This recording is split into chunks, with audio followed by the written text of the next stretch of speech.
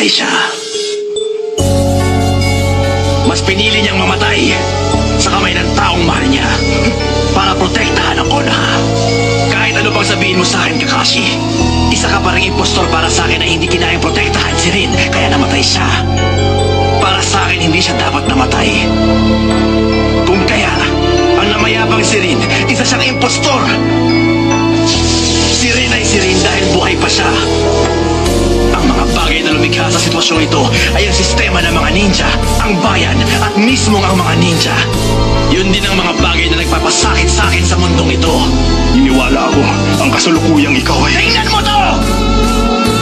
Wala kang makikita laman sa puso ko. Hindi na ako nakakaramdam ng kahit na anong sakit. Kaya huwag ka makonsensya, Kakashi.